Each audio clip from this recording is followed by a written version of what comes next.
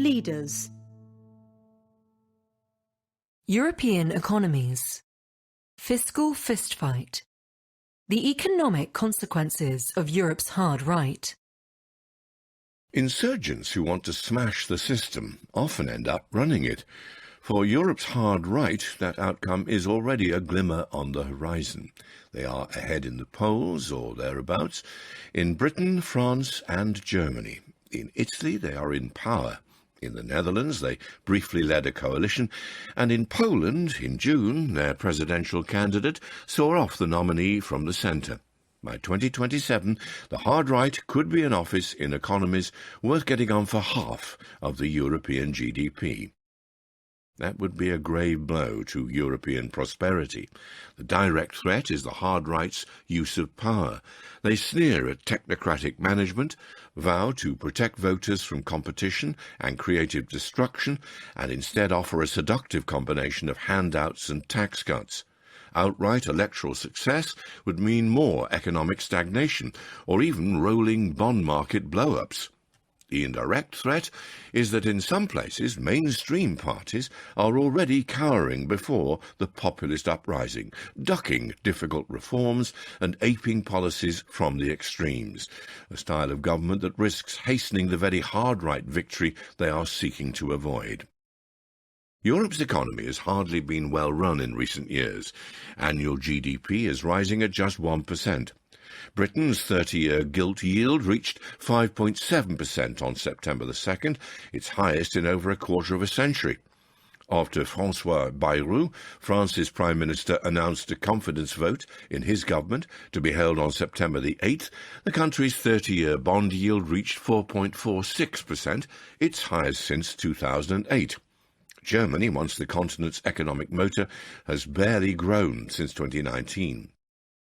You might think that such a dismal record only bolsters the case from the hard right that Europe needs a new approach. It does, but not the change they propose. In fact, Europe can ill afford a period of even worse economic management.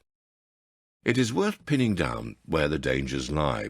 As we report, hard-right parties have tended to moderate as they have moved closer to power. Proposals to ditch the euro or leave the European Union are now mostly symbolic, though Alternative for Germany still flirts with Dexit. Recognising how Europe is ageing, they now argue for guest worker schemes to supply new labour rather than shutting borders altogether. Above all, they want to avoid the sort of economic disruption that scares voters. However, this resistance to change makes them growth smotherers. In Italy, Giorgia Meloni has been relatively moderate, including towards Europe, but she has avoided growth-boosting reforms that would upset her voters. In America, MAGA has a pro-tech, deregulatory wing that competes for the president's attention against the nostalgia of many Trump supporters. In Europe, by contrast, populism is all about preserving an imaginary past. Hard-right success would lock in Europe's least productive features, transfers to favoured groups, protectionism and hostility to competition. An even greater problem is the hard right's fiscal profligacy. Populist parties almost all advocate a mixture of tax cuts combined with generosity for pensioners and parents of young children in order to boost the native birth rate. They claim that they will balance the books with huge savings from cutting spending on immigrants, scroungers, public sector waste and Brussels.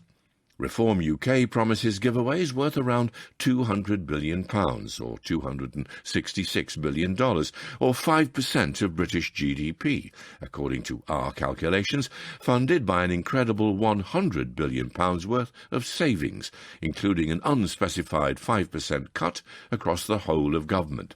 The party reckons it can find £42 billion by cutting immigration and £10 billion from better managing public sector pensions.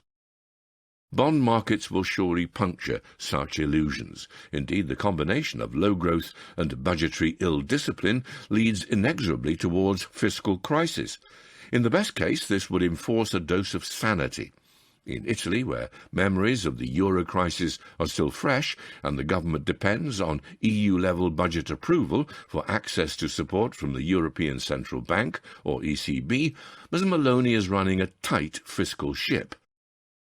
But in the event of a euro crisis, populism will redouble the peril.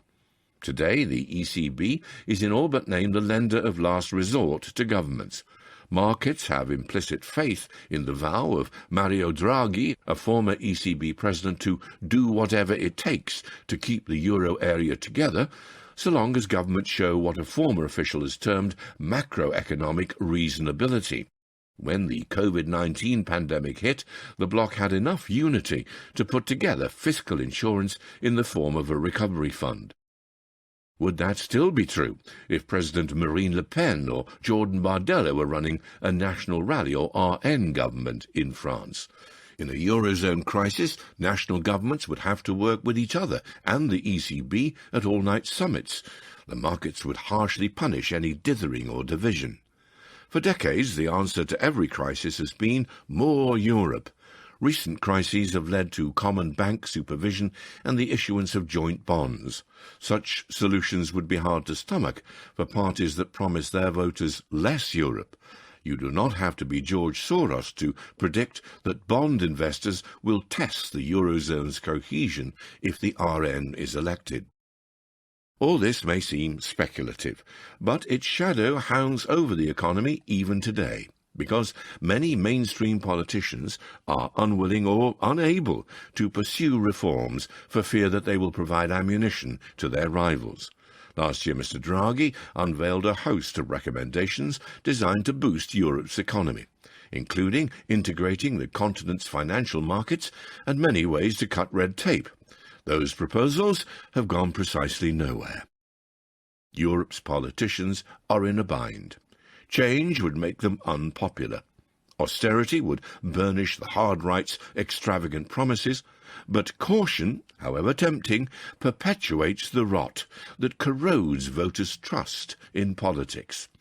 The Economist does not underestimate the courage it will take to pursue bold changes, but the miserable defeatist alternative is to surrender the initiative to the hard right.